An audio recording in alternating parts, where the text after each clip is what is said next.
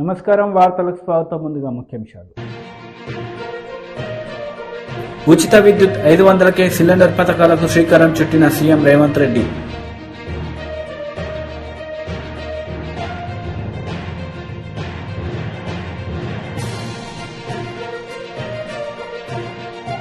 మాజీ మంత్రి కొల్లు రవీంద్ర మీడియా సమావేశం, సీఎం జగన్ రెడ్డిపై ఫైర్. ప్రజలకు ఉచిత విద్యుత్ 500కే సిలిండర్ పథకాలకు శ్రీకారం చుట్టారు సీఎం రేవంత్ రెడ్డి. ఈ సందర్భంగా ఆయన ప్రసంగించారు.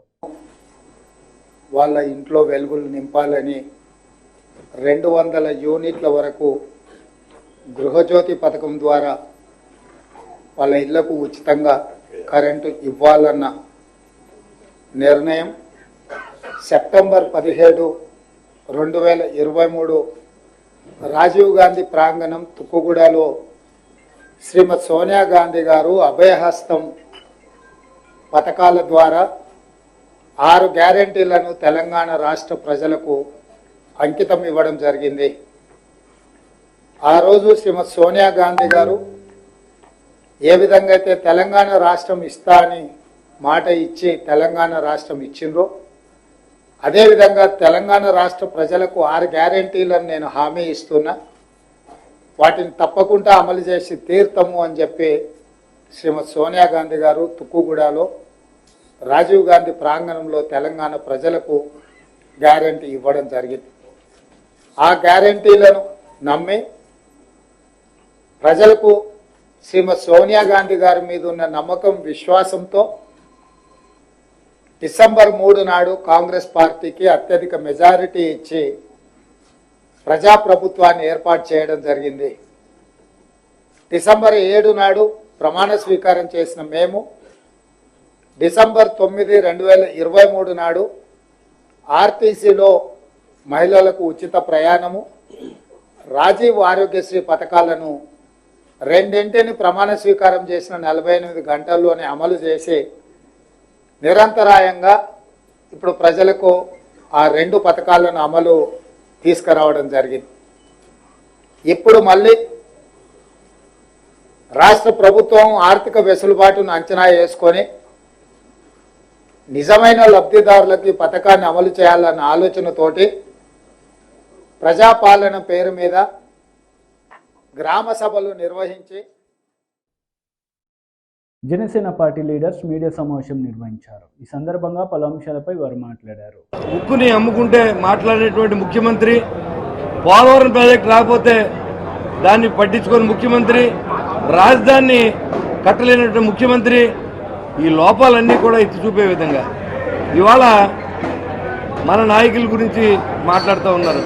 పొత్తు సరిగా లేదు, చాలా మెసేజ్లు పెడతా ట్రోల్ అవుతూ ఉన్నాయి.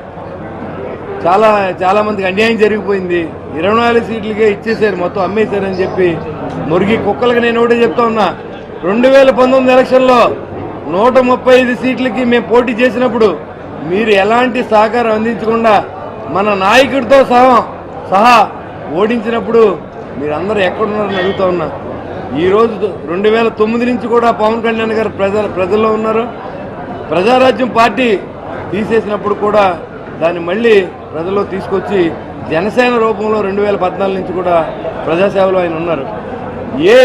ఎవరి నుంచి ఏం ఆశించకుండా రాష్ట్ర ప్రజల కోసం నిలబడి ఉన్న వ్యక్తి, ఆయనకి మనం సపోర్ట్ చేయవలసిన అవసరం ఉందో మీరు ఆలోచన చేయండి.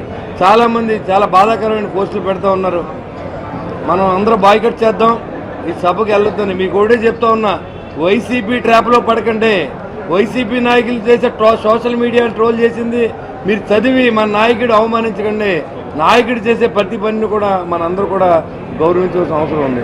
ఇవాళ టికెట్లు వస్తేనే పార్టీ అనుకుంటే మరి లక్షలాది మంది సభ్యత్వం ఉన్నటువంటి జనసేన పార్టీలో ఎన్ని లక్షల టికెట్లు ఉంటాయని అడుగుతా ఉన్నా. ప్రతి వాళ్ళకి ఆశ ఉండొచ్చు, నాకు ఆశ ఉండొచ్చు, లేకపోతే ఇంకొకరికి ఆశ ఉండొచ్చు. కానీ మనకు ఎలిజిబిలిటీ వచ్చినప్పుడు ఖచ్చితంగా ఆ భగవంతుడి ఆదేశానుసారం ఎవరు ఆపలేదు దాన్ని.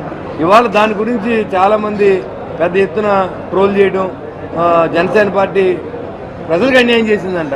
ప్రజలకు ఎక్కడ అన్యాయం జరిగింది? ఇక్కడ నిర్ణయం తీసుకోవడం వల్ల 24 సీట్లు ఇప్పుడు ఫస్ట్ లిస్టులో ఏదైతే వచ్చినాయో ఆ 24 సీట్లు మనం ఖచ్చితంగా గెలిపించాలి 100% అని మన నాయకుడి ఉద్దేశం. అంతేకాకుండా రేపు రాబోయే 57 సీట్లు మనం ఇంకా చెప్పవలసి ఉంది. ఆ సీట్లలో మనం ఎన్ని సీట్ల చోట్ల పోటీ చేస్తాం, మన బలాబలాల మీద బేరీజ్ వేస్తూ ఉన్నారు. ఇంకా అది ఆ రిజల్ట్ వచ్చిన తర్వాత మనం ఎక్కడైతే నెక్కుతాం, రాయలసీమ ప్రాంతం ఉంది, అక్కడ ఎన్ని సీట్లు మనం నెగ్గలం అది కూడా చూస్తూ ఉన్నారు. ఇంకా ఎక్కడైతే కొన్ని చెప్పలేదో, ఆ సీట్లు అనౌన్స్ చేయలేదో, ఆ సీట్లు అన్నీ కూడా జనసేన పార్టీ కొన్ని చోట్ల మరి నిలబడే అవకాశం ఉంది. మీరు ఇప్పుడే కనిపించేసి జనం అందరికి ఏదో అన్యాయం జరిగిపోయినట్టు మనమే ఫీల్ అయిపోతే ఇంకా ప్రజలు మనకు ఎలాగ మనల్ని ఆదరిస్తారని కూడా మన జన సైనికులు, వీర మహిళలు అందరూ కూడా ఎవరు పెట్టిన పోస్టు ఖండించండి, సోషల్ మీడియాని వాడుకోండి, ఇది తప్పకుండా ఇది తప్పు అని చెప్పి ఖండించండి. రేపు జరగబోయే సభనే నభూతో నా భవిష్యత్తు ఇలాంటి మీటింగ్ మళ్ళీ ఇంకెవరో కళ్యాణ్ గారు తప్ప ఎవరో జరపలేరనే విధంగా ఈ సభకి టోటల్ హోస్ట్ అంతా జనసేన పార్టీ, గెస్ట్ రోల్ పోషించేటువంటి తెలుగుదేశం రెండు. ఈ రాష్ట్రాన్ని కాపాడుకునే బాధ్యతను ఆయన తీసుకున్నారు. అందులో భాగంగా వ్యూహాత్మకంగా ఒక వ్యూహం ప్రకారం ఆయన ఎన్ని సీట్లు తీసుకోవాలి మనము అని ఒక 24 సీట్లు ప్రస్తుతానికి బాగా ఆలోచన. ప్రస్తుతానికి ఆయన 24 సీట్లు తీసుకున్నారు. ఎందుకంటే మన మిత్రపక్షమైనటువంటి బీజేపీ కూడా మనకు మిత్రపక్షంగా వస్తూ ఉంది. వారికి కూడా మనము న్యాయం చేయాలి కాబట్టి అందులో భాగంగా ఈ ఆలోచన చేశారు. భవిష్యత్తులో ఇంకా కొన్ని సీట్లు కూడా మనకు వచ్చే అవకాశం ఉంది. ప్రతి జనసేన పార్టీ కార్యకర్త పవన్ కళ్యాణ్ గారి బాటలో ఆయన ఆలోచనల ప్రకారం నడిచే వారే జనసేన పార్టీ నాయకులు, పవన్ కళ్యాణ్ గారి అభిమానులు అని చెప్పేసి తెలియజేస్తా ఉన్నా. ప్రతి ఒక్కరు కూడా తూచా తప్పకుండా ఆయన ఆదేశాలని, ఆయన సూచనల్ని అందరూ పాటించాలి. అదేవిధంగా రేపు జరగబోయే బహిరంగ సభకు లక్షలాదిగా జనసేన పార్టీ నాయకులు, కార్యకర్తలు, తెలుగుదేశం పార్టీ నాయకులు, కార్యకర్తలు, వీర మహిళలు, తెలుగు మహిళామణులు అంతటా కూడా తండోపతండాలకు ఇచ్చేసి జనసేన పార్టీ సత్తా ఏందో నిరూపించుకుందామని చెప్పేసి తెలియజేస్తూ సెలవు తీసుకుంటా ఉన్నాం.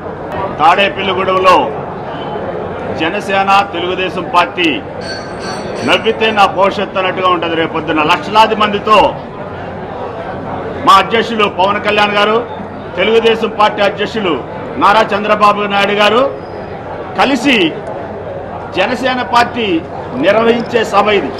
ఈ సభకు లక్షలాదిగా తరలి వస్తున్నారు. ఈ లక్షలాది జనానికి మీరందరూ కూడా వచ్చి సభని దిగ్విజయం చేయాలి. సభ చరిత్రలో నిలిచిపోవాలన్నమాట. ఈ సభ వీర మహిళలు, జనసేన నాయకులు, జనసేన కార్యకర్తలు అందరూ కూడా వచ్చి ఈ సభని దిగ్విజయం చేయాలని కోరుకుంటున్నాం. జై జనసేన. అందరికీ నమస్కారం.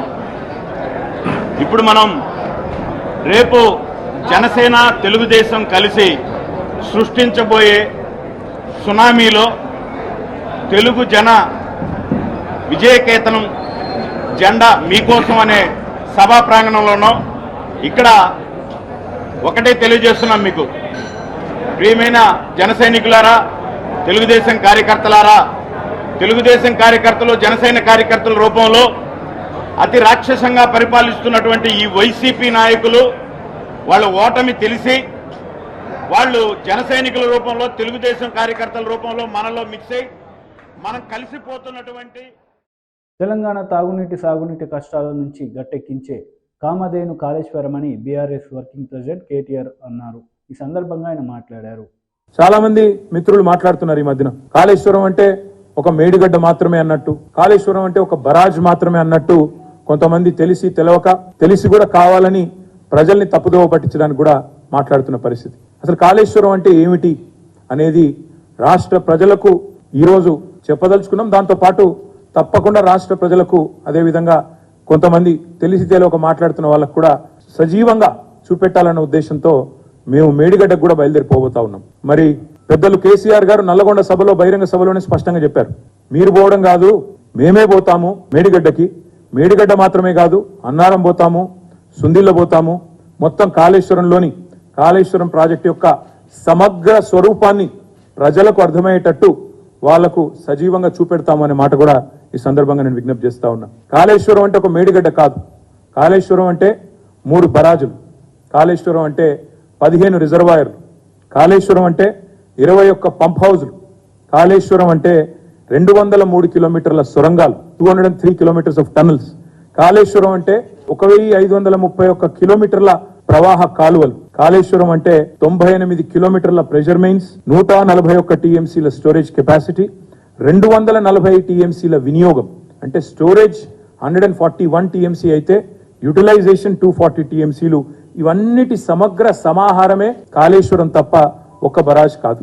1,00,000 కోట్ల విలువ చేసే ప్రాజెక్టు అని ఒకవైపు చెప్తూ 1,00,000 కోట్లు కొట్టుకుపోయింది అని చెప్పి ఒకవైపు చిల్లర మాటలు మాట్లాడుతూ 3,500 వేల కోట్ల బరాజుని అందులో 84 పిల్లర్లుంటే 3 పిల్లర్లకు ప్రమాదం వస్తే మొత్తం బరాజే కొట్టుకుపోయింది అన్నట్టుగా, ఏదైతే కాళేశ్వరం మొత్తమే కొట్టుకుపోయింది అన్నట్టుగా చిత్రీకరించే ప్రయత్నం చేస్తున్నారో అందుకే ప్రజలకు చెప్పేది, అన్నింటికి మించి 40 లక్షల పైచిలుకు ఎకరాలకు నీరిచ్చే కామధేనువు Kaleshwaram. Kaleshwaram is not a simple project. 88 మీటర్ల ఎత్తు నుంచి సముద్ర మట్టం మీద 88 మీటర్ల ఎత్తు నుంచి 618 మీటర్ల ఎత్తుకి మరి గోదావరి గంగను పైకి తీసుకొని పోయే, ఏటికి ఎదురెత్తుతూ పైకి తీసుకొని పోయే ఒక బృహత్తరమైన కార్యక్రమం కాళేశ్వరం. ఇంకొక మాటలో చెప్పాలంటే తెలంగాణ టోపోగ్రఫీ తెలిసిన వారికి తెలుసు, తెలియని వారికి తెలియదు. తెలంగాణ దాదాపుగా ఒక గుడిసెలాగా ఇట్లుంటది. మధ్యలో హయ్యర్ ప్లాటో ఉంటే రెండు వైపులా, ఒకవైపు కృష్ణ మరొక వైపు గోదావరి. కృష్ణ 100, 110, 120 మీటర్ల స్థాయిలో కృష్ణ ప్రవహిస్తుంటే అబవ్ సీ లెవెల్. ఇంకోవైపు గోదావరి 80, 90 మీటర్ల లెవెల్లో గోదావరి ప్రవహిస్తుంది. పైన హైదరాబాద్ లాంటి పట్టణం 535 మీటర్ల పైన హైదరాబాద్. కొండపోచమ్మ సాగర్ లాంటి ప్రాంతం 618 మీటర్లు. లక్ష్మీదేవిపల్లి షాద్ నగర్ ఏరియాలో 650 మీటర్లు. ఇట్లా ఏటవాలుగా ఉండే ఒక పరిస్థితి తెలంగాణది. తెలంగాణ యొక్క టోపోగ్రఫీ, దాని యొక్క పరిస్థితి తెలిసిన వాళ్ళు ఎవరైనా సరే తెలుసుకునేది ఏంటంటే, దిగువన పారుతున్న గోదావరిని ఎగువకు ఎదురెక్కించడానికి, రప్పించడానికి చేసిన భగీరథ ప్రయత్నమే కాళేశ్వరం. తెలంగాణ రాష్ట్రానికి కామధేనువు, తెలంగాణ రైతాంగానికి కామధేనువు కాళేశ్వరం. తెలంగాణను కరువు నుంచి కూడా గట్టెక్కించే కామధేనువు కాళేశ్వరం. తాగునీటికి, సాగునీటికి దేనికి ఇబ్బంది లేకుండా చేసే అద్భుతమైన కామధేనువు Kaleshwaram. BRS working president KTR cadre meeting నిర్వహించారు. ఈ సందర్భంగా పలు అంశాలపై ఆయన మాట్లాడారు. ఇది ఒకసారి ఈ పుస్తకం చూపెట్టు, పుస్తకం చూపెట్టండి అందరూ ఒక్కసారి. వచ్చిందా లేదా? కాంగ్రెస్ పార్టీ 420 హామీల పుస్తకం, 420 హామీల పుస్తకం వచ్చిందా? అక్కడ తీరు భయ్ ఫోటో అక్కడ తీరు తమిజరా ఉదర్ ఫోటోలలో.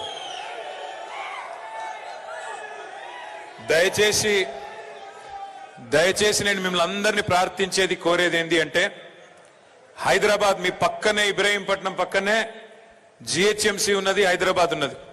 హైదరాబాద్ వాళ్ళు ఏమో కాంగ్రెస్ మాయలో పడలేదు. హైదరాబాద్ వాళ్ళు మంచిగా తెలివిగా ఆలోచించి, ఎక్కడ కూడా కాంగ్రెస్ పార్టీ ఎన్ని దొంగ మాటలు చెప్పినా, ఎన్ని మాయ మాటలు చెప్పినా వాటిని పట్టించుకోకుండా బ్రహ్మాండంగా హైదరాబాద్ జిహెచ్ఎంసీ పరిధిలో కాంగ్రెస్ పార్టీకి ఒక్క సీటు కూడా ఇవ్వకుండా 16కి 16 సీట్లు మనకు కట్టబెట్టి అక్కడ గెలిపించింది. కానీ ఆడికెళ్ళి యువతలకి ఇబ్రహీంపట్నంకి వచ్చేవరకే కొద్దిగా గాలి మళ్ళింది. మీరు కొద్దిగా మీ దగ్గర ఈడ ప్రజల అమాయకులు ఉన్నట్టున్నారు, కొద్దిగా మాయలో పడ్డారు. మాయలో పడి 6 గ్యారంటీలు, తర్వాత అందులో 6 గ్యారంటీలలో బస్సు ఫ్రీ, బంగారం ఫ్రీ, ఇంకోటి అని చెప్పంగానే దానికి ఆగమై కేసీఆర్ ఇచ్చే అన్ని వస్తూనే ఉన్నాయి కదా, కరెంటు మంచిగానే వస్తుంది, నీళ్లు వస్తున్నాయి, రైతు బంధు రానేవట్టే, రైతు బీమా రానేవట్టే. ఇక మరి వీళ్ళకు ఒక తాప ఛాన్స్ ఇస్తే ఇంకేదో ఇస్తారట, బంగారం ఇస్తారట, ఇంకేదో ఇస్తారట అని చెప్పి ఆశపడి మరి ఈరోజు ఒక రకమైన తప్పు కూడా చేయడం జరిగింది. తప్పు చేయడం జరిగిందని ఎందుకంటున్నా అంటే, నిజంగా మంచిరెడ్డి కిషన్ రెడ్డి గారు లాంటి నాయకుడిని పోగొట్టుకోవడం మాత్రం నిజంగా కూడా ఒక రకంగా ఇక్కడ ఇబ్రహీంపట్నంలో మాత్రం పక్కాగా తప్పు జరిగిందనే మాట నేను హృదయపూర్వకంగా విజ్ఞప్తి చేస్తా ఉన్నా. ఇవాళ ఒకటి మాత్రం వాస్తవం, ఇక్కడ ఉన్న ఏ నాయకుడిని అడిగినా, ఏ సోదరుడిని అడిగినా, ఏ సోదరిని అడిగినా అందరు చెప్తున్నారు, ఈ 75 రోజుల్లో ఎన్ని నియోజకవర్గాలకు పోయినా, ఎన్ని జిల్లాలకు పోయినా, ఎవరిని కదిపించినా, ఎవరిని ఇట్లా మాట్లాడించినా అందరూ ఒకటే అంటున్నారు, అన్నా ఊహించుకోలేకపోతున్నాం, మాకు జీర్ణమైతే లేదు, ఇంకా కూడా నిద్ర పడతలేదు. అసలు కేసీఆర్ గారు ముఖ్యమంత్రి లేరంటే మన పార్టీ కార్యకర్తలకు కాదు, సామాన్య ప్రజలు కూడా చాలా మంది జీర్ణించుకోలేకపోతా ఉన్నారనే మాటను చాలా మంది చెప్తా ఉన్నారు. ఎందుకు అని నేను అడిగిన, ఎందుకు అంటే అన్న రాజకీయాల్లో గెలుపు ఓటములు సహజం, కానీ ఈసారి ఎవరు ఊహించలేదు, చివరికి కాంగ్రెస్ వాళ్ళు కూడా ఊహించలేదన్నా గెలుస్తామని అనే మాట చెప్తా ఉన్నారు.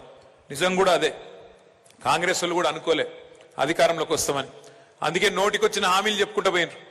ఎవరిని ఏది అడిగితే నీ గుడి ఇది ఇస్తాపో, అది ఇస్తాపో, అన్ని ఇస్తాంపో అని చెప్పి రైతు declaration, youth declaration, SC declaration, ST declaration, minority declaration, మహిళా డిక్లరేషన్ అని చెప్పి మొత్తం 6 గ్యారంటీలతో పాటు మొత్తం కలిపి 420 హామీలు వివిధ డిక్లరేషన్లలో వాళ్ళు ఇచ్చిన వాటినే మనం అన్ని కూడా తెచ్చి ఒక పుస్తకం రూపంలో పెడితే సరిగ్గా మరి వాళ్ళు అనుకోని చెప్పినరో అనుకోక చెప్పినరో కానీ సరిగ్గా 420 హామీలు కాంగ్రెస్ పార్టీ ఇచ్చి ప్రజలను మాయ చేసి మోసం చేసి అధికారంలోకి వచ్చింది. ఎట్లా ఉన్నాయి కాంగ్రెస్ పార్టీ హామీలు అంటే మీరు చూస్తా ఉన్నారు. ప్రతి ఇంట్లో ప్రతి ఆడబిడ్డకి ఏమన్నారు, మహాలక్ష్మి అనే కార్యక్రమం కింద నెలకు 2,500 రూపాయలు ఇస్తాం. కోడలుంటే కోడలికి 2,500 ఇస్తాం. అత్త ఉంటే అత్తకు 4,000, అత్తకు భర్త ఉంటే మరి ఆయనకు కూడా 4,000. అంటే కేసీఆర్ గారు ముసలమ్మకో ముసలయ్యకో ఇస్తున్నాడు, మేము ఇద్దరికి ఇస్తాం, ఒకరికెట్లు ఇస్తామని చెప్పి చేయూత కింద 4,000, మహాలక్ష్మి కింద 2,500 రూపాయలు ఇస్తామని చెప్పినారు. కానీ ఒక్కసారి మీకు లెక్క నేను చెప్పే ప్రయత్నం చేస్తాను. మొన్న ఎలక్షన్ కమిషన్ టీడీపీ రాష్ట్ర అధికార ప్రతినిధి నీలయపాలెం విజయ్ కుమార్ ప్రెస్ మీట్ నిర్వహించారు. ఈ సందర్భంగా సీఎం జగన్ రెడ్డిపై ఆయన మండిపడ్డారు. ఒకసారి ఇవ్వండి సార్, ఈ పరిస్థితి ఎందుకు తెచ్చారు? ఆంధ్రప్రదేశ్ ప్రజలకు మీ ఆర్థిక పరిపాలన గురించి చెప్పాలి ఖచ్చితంగా. ఎందుకంటే ఎన్నికలు వస్తున్నాయి. మీ ఒక్క ఛాన్స్ అని ఎట్లయితే మోసపోయారో ఇంకోసారి మోసపోకుండా ఆంధ్రప్రదేశ్ ప్రజలు ఖచ్చితంగా మీ యొక్క లోపభూయిష్టమైన ఆర్థిక పరిపాలన గురించి కొన్ని నిజాలు ఇవాళ మాట్లాడుకుందాం. ఇందాక నేను చెప్పినట్టు ఈ సంవత్సరంలో ఏప్రిల్ నుంచి డిసెంబర్ దాకా చూస్తే 257 కోట్ల రూపాయలు సరాసరిన రోజు అప్పు చేస్తున్నారు. అంతేకాదు రోజు 85 కోట్ల రూపాయలు వడ్డీ కడుతున్నారు. 257 crores అప్పు చేస్తుంటే ఆ అప్పు చేసిన దాంట్లో మళ్ళీ పాత అప్పులకి వడ్డీ కడుతున్నాం. ఎక్కడికి వెళ్తున్నాం మనం? 85 కోట్ల రూపాయలు వడ్డీ కడుతున్నాం, 257 కోట్ల రూపాయలు మనం అప్పు చేస్తున్నాం. ఈ యొక్క ప్రభుత్వం ఏప్రిల్ నుంచి డిసెంబర్ దాకా మన దగ్గర క్యాబ్కు సంబంధించిన సమాచారం ఉన్న మేరకు దాదాపు రోజుకి 698 కోట్ల రూపాయలు ఖర్చు పెడుతోంది. 698 కోట్ల రూపాయలు, 1,88,324 కోట్లు. అంటే దాన్ని 9 నెలల్లో భాగిస్తే 20,924 crores పర్ మంత్ వేసుకుంటే ప్రతిరోజు 698 కోట్లు. కానీ 698 కోట్లు గవర్నమెంట్ ఖర్చు పెట్టేటప్పుడు ఎంత సంపాదించాలి? మన ఇంట్లో అయితే మనం ఎంత సంపాదిస్తామో అంత ఖర్చు పెడతాం, లేదా ఎంత ఖర్చు ఉంటే అంత సంపాదించి ట్రై చేస్తాం, 5-10 అప్పు చేస్తాం. జగన్మోహన్ రెడ్డి గారు మాత్రం అట్లా కాదు ఉండోయ్. ఆయనకి సంపాదన మీద దృష్టి ఉండదు. ఏడానా పని వస్తుందో ఎక్కడ పోతుంది, అప్పు తీసుకున్నాం గడిపేద్దాం, అప్పు ఇచ్చే వాళ్ళు పైన ఉన్నారు కాబట్టి అప్పు తీసుకుందాం. 698 కోట్లు ఆయన సొంతంగా సంపాదించేది ఎంత తెలుసు అంటే రాష్ట్రం పన్నులేసి, రాష్ట్రం జిఎస్టీలు, సేల్స్ ట్యాక్సులు, ఎక్సైజు ఇవంతా వేసి సంపాదించే ఎంత తెలుసా రోజుకి? కేవలం 264 కోట్ల రూపాయలు మాత్రమే. 698 కోట్ల రూపాయలు రోజుకి ఖర్చు పెడుతోంది ఈ యొక్క ప్రభుత్వం. కానీ సంపాదించేది మాత్రం కేవలం 264 కోట్లు. అంటే మిగతా 434 కోట్ల రూపాయలు ఎక్కడి నుంచి వస్తున్నాయి? మరి డబ్బులు లేకుండా ఎట్లా ఖర్చు పెడుతున్నారు జగన్మోహన్ రెడ్డి గారు? 698 కోట్ల రూపాయలు ఖర్చు పెడుతున్నాడు, కేవలం 264 కోట్ల రూపాయలు మాత్రమే సంపాదిస్తున్నాడు. మరి రిమైనింగ్ 434 కోట్స్ ఎక్కడి నుంచి వస్తున్నాడు అంటే 434 కోట్ల రూపాయల్లో రోజుకి 257 కోట్ల రూపాయలు అప్పు చేస్తున్నారు. ప్రతి మంగళవారం చేయొచ్చు కానీ వారంకి ఒకసారి చేస్తారు. పాపం వీక్లీ పేమెంట్ ఇస్తారన్నమాట ఆర్బీఐ వాళ్ళు ఇతనికి. సెంట్రల్ గవర్నమెంట్ వీక్లీ ఇంత పేమెంట్ ఇస్తుంది, వారంతో గడుపుకుంటారు, వచ్చే వారం మళ్ళీ మంగళవారం అప్పులకు పోతారు. సో 434 కోట్ల రూపాయలు బకాయిలు రోజుకుంటే దాంట్లో 257 కోట్ల రూపాయలు అప్పు ద్వారా వస్తుంది. ఒక 73 కోట్లు కేంద్రం పన్నుల నుంచి నీ వాటా ఇంత వచ్చింది రాష్ట్రానికి అంటూ ఇస్తుంది. కేంద్ర గ్రాంట్లో ఒక 89 కోట్లు, ఇతరత్ర చిన్న రుణాలు ఒక దాదాపు 50 కోట్ల దాకా వస్తుంది. అంటే 698 కోట్ల రూపాయల ఖర్చులో 257 కోట్ల రూపాయలు అప్పు చేస్తారు. ఆ 698 కోట్ల రూపాయలు 80 కోట్లు వడ్డీ కూడా కడతారు. ఇదేం గవర్నమెంట్ అండి? దీంట్లో పెట్టుబడులే ఉంటాయి. ఇంకా నా బొందా పెట్టుబడులు అనే అసలు అట్లాంటి మాట కూడా అసలు జగన్మోహన్ రెడ్డి గారికి తెలియని కూడా తెలియదు. ఇది కేవలం నేను చెప్పేది ఆర్బీఐ నుంచి తీసుకున్న అప్పు మాత్రమే సుమా. వేరే వేరే అప్పులు కాదు, కార్పొరేషన్ ద్వారా 1,92,000 కోట్ల రూపాయలు గత సంవత్సరానికి ఉన్నాయి. దాని మీద ఎంత వడ్డీ కడతామో తెలియదు. ఈ వడ్డీ 85 కోట్ల రూపాయల వడ్డీ నేను చెప్పేది కేవలం ఆర్బీఐ ద్వారా తీసుకున్న అప్పులకు మాత్రమే. 1,92,000 కోట్ల రూపాయలు ఇది మనం చెప్పింది కాదు. ఒక ఎక్స్పర్ట్ ఉన్నారు, పెద్ద ఎక్స్పర్ట్, ఎవరు, కృష్ణ గారు అని చెప్పి. సో ఆ కృష్ణ గారు, దువ్వూరి కృష్ణ గారు, ఆయన చెప్పారు 1,92,000 కోట్ల రూపాయలు కార్పొరేషన్ అప్పులు ఉన్నాయని ఒక నెల క్రితం. దానికి ఎంత వడ్డీ కడతారో మాత్రం చెప్పలేదు. ఆ వడ్డీ కూడా వేసుకుంటే రోజుకి ఎంత అవుతుందో, ఆ అప్పులు కూడా వేసుకుంటే 257 కోట్లు కాదు, రోజుకి 350 కోట్లు దాటిపోతున్నాం. అందుకే చాలా సీక్రెట్గా, చాలా కాన్ఫిడెన్షియల్గా, ఎవరికి తెలియకుండా కార్పొరేషన్ ఖర్చులు ఎంత, కార్పొరేషన్ అప్పులు ఎంత అని తెలియకుండా పెట్టుకున్నారు జగన్మోహన్ రెడ్డి గారు. అప్పులు తీసుకోవడం తప్పేం కాదు, ప్రతి ఒక్కరూ అప్పులు తీసుకుంటారు. సెంట్రల్ గవర్నమెంట్ అప్పులు తీసుకోవట్లేదా అంటూ ప్రెస్ కాన్ఫరెన్స్ పెట్టి చెప్తుంటారు బొగ్గన్ గారు, ఆయన పక్కన కూర్చున్న ఆర్థిక శాఖ కార్యదర్శి రావత్ గారు. మాజీ మంత్రి కొల్లు రవీంద్ర మీడియా సమావేశం నిర్వహించారు. ఈ సందర్భంగా సీఎం జగన్ రెడ్డిపై మండిపడ్డారు. ఈరోజు ఆంధ్ర రాష్ట్ర రంజీ జట్టుకి కెప్టెన్గా ఉన్నటువంటి హనుమ విహారీ దాదాపు 10 టెస్టుల్లో, అంతర్జాతీయ టెస్టులో కూడా ఆడినటువంటి వ్యక్తి, రంజీ టీంకి కెప్టెన్గా ఉన్నటువంటి వ్యక్తి ఇవాళ ఈ ప్రభుత్వ అరాచకాలు భరించలేక రాజీనామా చేస్తున్నానని చెప్పి, భవిష్యత్తులో కూడా నేను ఆంధ్ర రాష్ట్రం తరపున ఆడనని చెప్పి బహిరంగంగా సోషల్ మీడియాలో పోస్ట్ పెట్టాడంటే ఈ సైకో ప్రభుత్వం చివరికి క్రీడాకారులను కూడా వదలట్లేదనే దానికి ఇది ఒక నిదర్శనం. స్వచ్ఛందంగా వాళ్లే, ఈ ప్రభుత్వంలో ఎక్కడా కూడా ఈ రాష్ట్రంలో క్రీడాకారులను ప్రోత్సహించినటువంటి సందర్భం లేదు. ఇవాళ వాళ్ళల్లో వాళ్ళు ఉన్నటువంటి టాలెంట్తో పైకి వచ్చినటువంటి వ్యక్తుల మీద కూడా స్వార్థ రాజకీయాల కోసం, ఒక నాయకుడి కోసం, ఒక నాయకుడి కుమారుడి కోసం, ఒక బంగారు భవిష్యత్తుగా ఆంధ్ర రాష్ట్రాన్ని పరువు నిలబెట్టే వ్యక్తిగా హనుమ విహారీ లాంటి ఒక ఉత్తమమైనటువంటి క్రీడాకారుడిని ఇవాళ బలి తీసుకున్నారంటే నిజంగా ఇది చాలా సిగ్గుచేటుగా భావిస్తా ఉన్నాం. ఇవాళ అతని పైన మళ్ళీ వైసీపీ నాయకులు ప్రెస్ మీట్లు పెట్టి అతను ఒక తిరుగుబోతు, తాగుబోతు, గంజాయి వాడతాడు, ఈ రకంగా ప్రెస్ మీట్లు పెట్టించి జగన్మోహన్ రెడ్డి వైసీపీ నాయకులతో మాట్లాడిస్తా ఉన్నారంటే ఎంత దురదృష్టం. మీరు క్రీడలను ప్రోత్సహించరు, ఆంధ్ర రాష్ట్రంలో క్రీడాకారులను ప్రోత్సహించరు, స్టేడియంస్ అన్నీ ఆక్రమించుకున్నారు, స్టేడియంలన్నీ కూడా ప్రైవేట్ పరం చేశారు.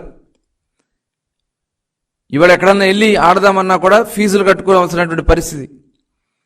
క్రీడాకారులు డబ్బులు కట్టుకుని అందులో ప్రాక్టీస్ చేసుకోవాల్సినటువంటి దౌర్భాగ్య స్థితికి వాళ్ళ ప్రైవేట్ సంస్థలకు నువ్వు అప్పచెప్పావు. మీ స్వార్థం కోసం, మీ దోపిడీ కోసం. నిజంగా ఇది క్రీడాశాఖ మంత్రి ఉన్నారు, ద గ్రేట్ రోజమ్మ గారు. ఆవిడ ఏం మాట్లాడతారో ఆవిడకే తెలీదు. క్రీడాశాఖ మంత్రి చంద్రబాబు నాయుడు గారిని తిట్టడమో, పవన్ కళ్యాణ్ గారిని తిట్టడమో, లోకేష్ గారిని తిట్టడమో తప్ప యువతకి ఈ రాష్ట్రంలో కావాల్సినటువంటి క్రీడల్ని ప్రోత్సహించుకోవడానికి తీసుకోవాల్సినటువంటి కార్యక్రమాలు పట్టించుకోరు. ఇవాళ ఇదే ఆంధ్ర క్రికెట్ అసోసియేషన్ ఎంతోమంది పెద్దలు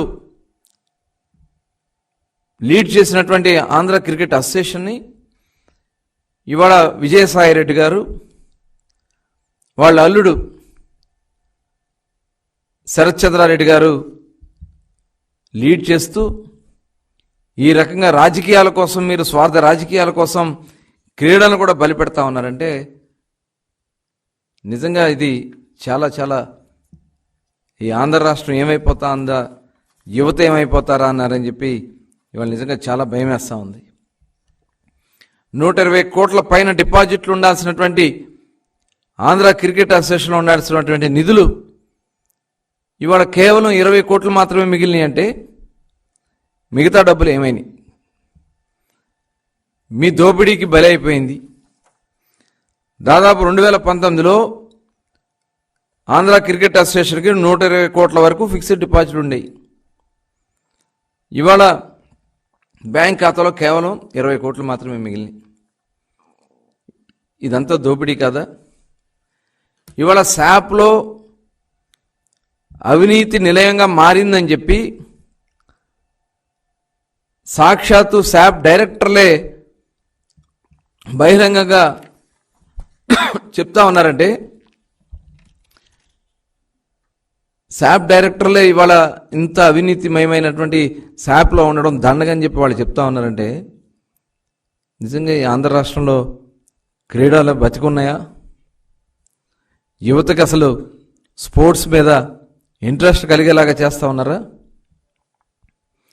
ఇవాళ గతంలో స్పోర్ట్స్ కోటా కింద నిజంగా కష్టపడిన వాళ్ళకి, వాళ్ళు మెడల్స్ తెచ్చిన వాళ్ళకి ప్రోత్సహించడానికి ఉన్నటువంటి ఏదైతే స్పోర్ట్స్ కోటాని డబ్బులు తీసుకుని, లంచాలు తీసుకుని సర్టిఫికెట్లు అమ్ముకున్నారంటే ఇది చాలా చాలా దురదృష్టకరం. అట్లాగే వార్తలు ముగించే ముందు ముఖ్యాంశాలు మరోసారి. ఉచిత విద్యుత్ 500కే సిలిండర్ పథకాలకు శ్రీకారం చుట్టిన సీఎం రేవంత్ రెడ్డి.